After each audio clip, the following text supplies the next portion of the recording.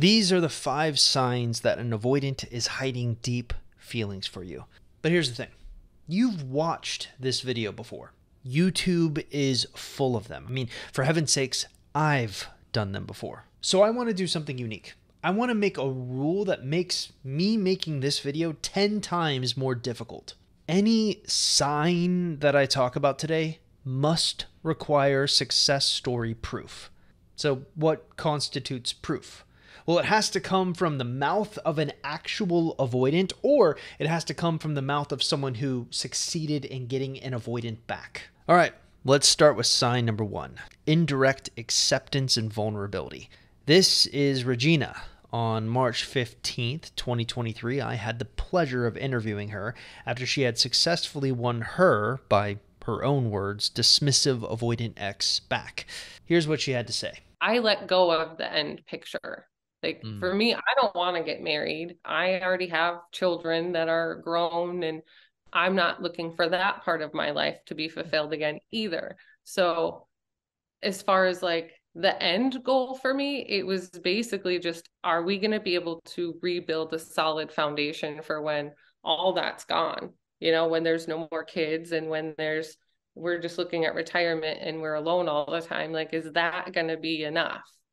Will we care enough about each other? Once I let go of all the other pressure of moving in together, or I need a baby daddy, and he realized it also, that's really kind of the turning point for us, when we were okay, so we can just define our own relationship and then build what this looks like, and not really care about what the outside world or our families are like. Why aren't you getting married and moving in? So it goes without saying that avoidants generally don't like talking about their emotions. In fact, they'll avoid it like the plague. Yet, a subtle sign that an avoidant may be holding deep feelings for you is when they allow themselves to be part of a relationship dynamic that strips away traditional expectations. I mean, what were Regina's exact words? So we can just define our own relationship and then build what this looks like, and not really care about what the outside world or our families are like. Why aren't you getting married and moving in?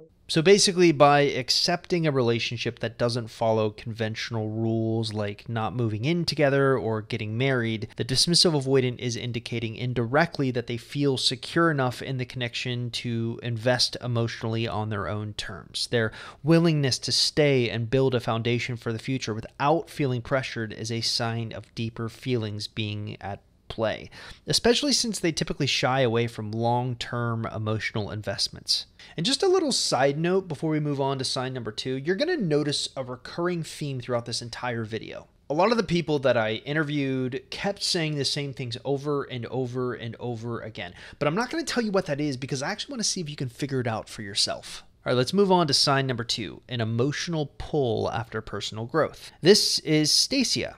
I had the pleasure of interviewing her on April 18th of 2023 after her ex ghosted her completely.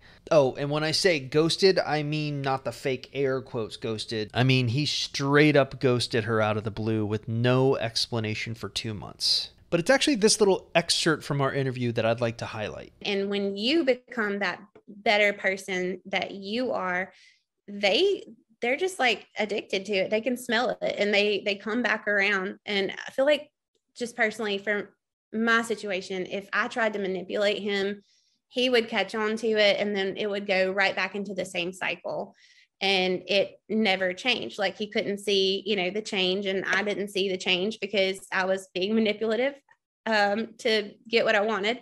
So I feel very much like that's what made or broke my situation.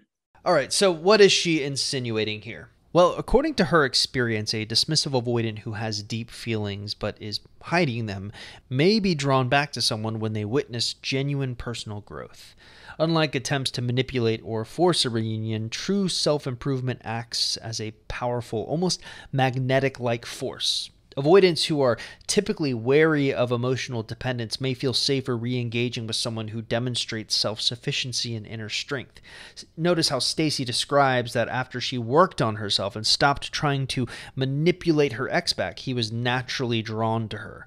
Now, what this suggests to me is that dismissive avoidants can recognize and are attracted to personal growth, which may signal their deeper emotional attachment when they return without manipulation or pressure. But Let's move on to sign number 3, monitoring your social media activity. This is Kelsey. I interviewed her after she reunited with her ex in April 2023. And she had a pretty tough situation. Basically, her ex gave her the whole, I love you, but I'm not in love with you. But it was what she said in my interview with her that really struck a chord. And he would remember little details too. Like, I remember you went to this park.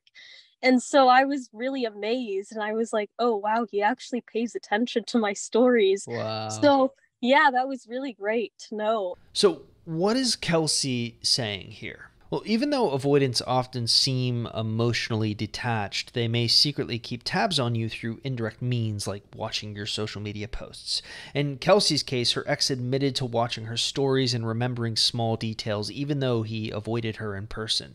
Now, this hidden behavior reveals that dismissive avoidants can remain emotionally invested without showing it openly, using online activity as a safe distance to stay connected without appearing vulnerable. All right. Let's move on to sign number 4, engaging after you truly let go. Meet Tita. I interviewed her back in March 8th of 2023. Her case was interesting. She lets go of her ex, and then not only did he come back, but then like dominoes, all the other ones started coming back as well. Listen to this. It wasn't until I gave up that he came right back into my life. Like I said, I broke no contact like 5 or 6 times. And one of my favorite sayings I always say is, in order to change the dance, you have to change the song.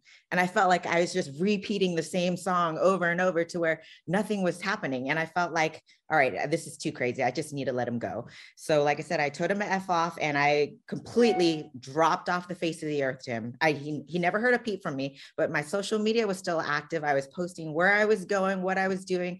And during this time, he never, from what I thought, he was not paying attention. But somehow he was. And after like maybe 60 days of complete silence, he messaged me and basically said like everything a girl in my position would have wanted to hear was like, I love you. I regret everything. I want to get back together. I want to work this out. All right. So Tita mentions that after she completely gave up on the relationship and told her ex to F off, she focused entirely on herself. Her career took off and she remained active on social media. During this time of complete silence and distance, her ex, who initially appeared detached and uninvolved, suddenly reaches out with all these declarations of love and regret. Now, what can we learn from this? Well, it suggests that dismissive avoidants may only feel safe enough to reveal their deeper emotions once they perceive the other person has genuinely moved on. It could be their fear of losing the connection for good that triggers a response. And we know this. According to Free to Attach, avoidants are free to long for an ex once that person is unavailable out of the relationship and typically out of contact, so they are untouched by actual engagement and their deactivation systems aren't triggered.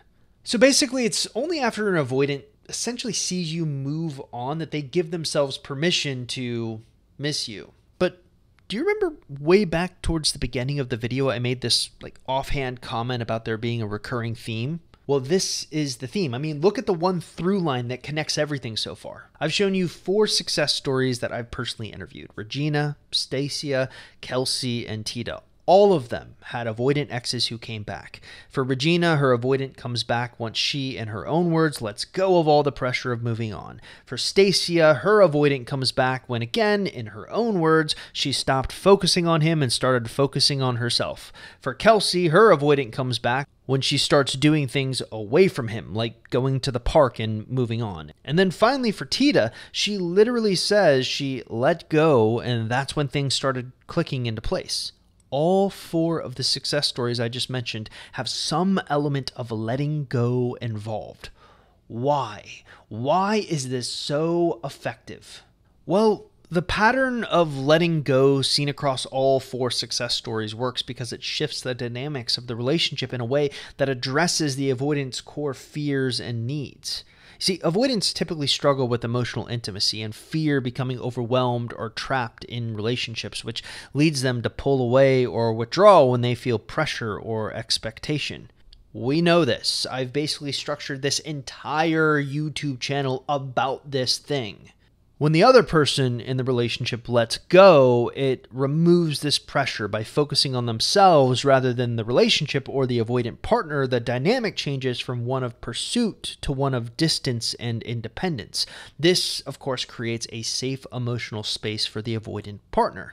Think of it like this. There are 4 main phases to their thought process. You have phase 1, which is like all about fear of loss, when the avoidant partner generally lets go and stops chasing. It subtly signals to the avoidant that the relationship might actually slip away. This can trigger a fear of losing something meaningful without immediate pressure to act. It allows the avoidant to reconsider the relationship from a position of autonomy rather than fear of being overwhelmed. And then you have phase 2. Independence becomes attractive to them. Avoidants are often drawn to partners who exhibit independence and self-sufficiency because it reduces the anxiety around emotional closeness.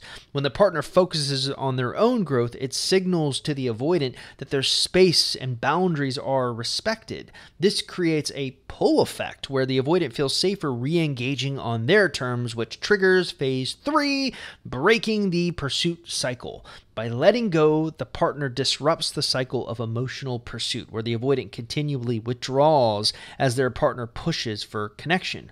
Avoidants need space to process their emotions at their own pace, and when they're no longer being pursued, they have the opportunity to miss their partner and reflect on their feelings, which finally triggers phase 4, authenticity and change.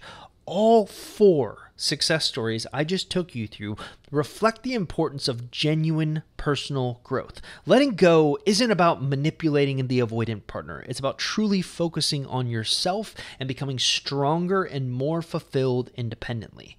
The avoidant senses this authenticity, which is far more appealing than attempts to control or force the relationship to progress. Ultimately, letting go allows the avoidant to re-enter the relationship on their own terms, free from the weight of expectation. It gives them the emotional space they need to reconcile their own feelings, leading to the moments when they return. But so far we've only really peeked behind 4 doors. There's still one more left, and it's the best one. Sign number 5, they fight their internal voice. I thought I'd switch gears and call upon an actual avoidant for this one. On the avoidant attachment subreddit, I actually stumbled across this thread. It was written by an avoidant who was wondering, hey, how do I know if I have feelings hidden deep down?